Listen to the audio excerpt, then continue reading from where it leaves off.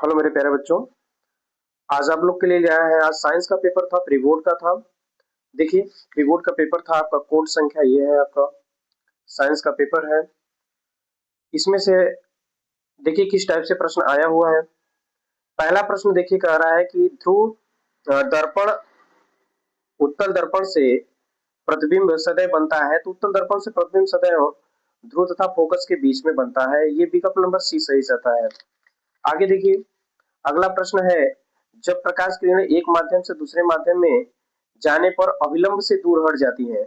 देखिए भाई, जब प्रकाश किरणें एक माध्यम से दूसरे माध्यम में जाती हैं और अविलंब से जब दूर हटती हैं, तो इसका मतलब ये सघन से विरल में चल रही हैं। तो सघन से विरल माध्यम में चलती हैं, तब ये अविलंब से दूर हट जाती हैं। इसका विकल्प नंबर आपका 2 सही जाता है।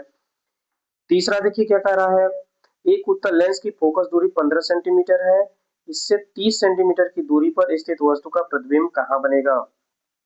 देखिए, इसका विकल्प नंबर आपका बी सही जाता है। 30 सेंटीमीटर वस्तु से दूरी दूसरी ओर उल्टा वास्तविक वस्तु के आकार का ही बनेगा। आपका ये विकल्प नंबर बी सही है।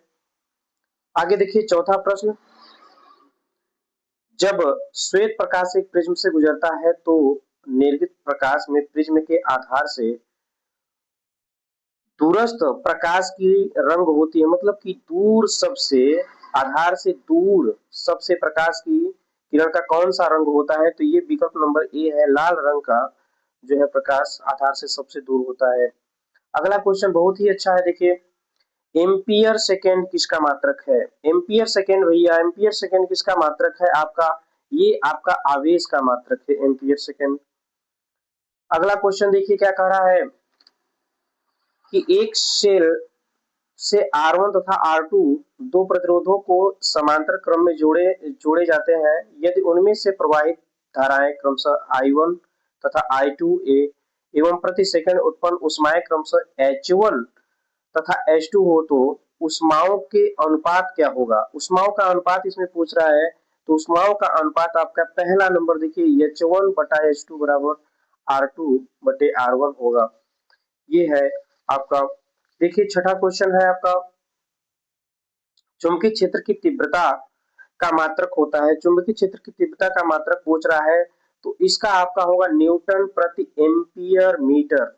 ये होगा आपका चुंबकीय क्षेत्र की तीव्रता का मात्रक। अगला क्वेश्चन है आपका, देखिए मेथेन का संरचनात्मक सूत्र। देखिए मेथेन भैया CH4 होता है। तो इसका संरचनात्मक सूत्र आपका यही होगा। विकल्प नंबर बी सही है आपका। मेथेन का संरचनात्मक सूत्र हो गया। आगे, निम्नलिखित में सजातीय श्रेणी है। सजातीय श्रेणी पूछ रहा है, तो निम्नलिखित में सजातीय श्रेणी आपका देखिए CH4 C2H6। कार्बन की संख्या बढ़ रही है तो हाइड्रोजन की भी संख्या बढ़ रही है, क्रम से बढ़ रही है। तो इसका विकल्प नंबर बी सही जाता है। आगे देखिए, लेड नाइट्रेट का रासायनिक सूत्र पूछ रहा है। तो लेड नाइट्रेट का जैसा आप जानते हैं तो PbNO3 का होल ट्वाइस। इसका पहला उत्तर सही है भैया। अगला क्वेश्चन देखिए, कह रहा है कि शुद्ध जल का पीएच मान क्या होगा। शुद्ध जल का पीएच मान तो सब लोग जानते हैं। शुद्ध जल का पीएच मान कितना होगा भैया, 7 होगा। एंटीमनी, अगला क्वेश्चन देखिए, कह रहा है कि एंटीमनी क्या है। एंटीमनी है, एंटीमनी तो सब जानते हैं भैया। एंटीमनी क्या है, उपधातु है। आगे देखिए अगला क्वेश्चन कह रहा है कि निम्नलिखित रासायनिक समीकरणों को पूरा कीजिए। ये आपका रासायनिक समीकरण है CH3COOH प्लस C2H5OH सांद्र H2SO4 की उपस्थिति में अभिक्रिया कराई जा रही है। तो क्या क्या बनेगा इसका। देखिए भैया, इसका जल बन रहा है इधर, तो इधर अब क्या बच रहा है आपका CH3COOH C2H5। ये आपका उत्तर सही है। कोशिकी प्रक्रम में कोशिकी प्रक्रम में मुद्रा ऊर्जा मुद्रा है। तो सब जानते हैं मुद्रा ऊर्जा को ATP कहा जाता है। इसका विकल्प नंबर बी है। पित्तरस का श्रावण कहाँ होता है। बहुत ही अच्छा क्वेश्चन है। पित्तरस का श्रावण कहाँ होता है। पित्तरस का श्रावण हमेशा कहाँ होता है, यकृत में होता है। और इकट्ठा जो होता है पित्ताशय में होता है। ठीक है, तो ये पितरस का सांवर यकृत में होता है। अगला देखिए क्या कह रहा है, अगला क्वेश्चन है आपका पराग कोश में होता है। पराग कोश में तो हमेशा पराग के कण पाए जाते होंगे, प्रकार यही है इसका विकल्प नंबर डी सही है, इसमें पराग के कण पाए जाते हैं। पत्तियों पर कलियां विकसित होती हैं, पत्तियों पर जो कलियां विकसित होती हैं ये ब्रायोफिलम है। क्या है ये, ब्रायोफिलम में ही ये पत्तियों पर कलिकाएं आ जाती हैं।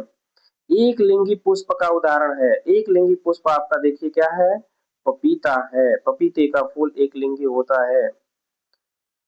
आगे देखिए कह रहा है कि एक स्वस्थ मनुष्य के सामान्य रक्तदाब कितना होता है। स्वस्थ मनुष्य का रक्तदाब जो होता है आपका 120 से 80 होता है। 19 क्वेश्चन हो गया, एक क्वेश्चन और बचा हुआ है, देख लेते हैं क्या है ये। निम्नलिखित में से कौन सा आहार श्रृंखला का निर्माण करता है।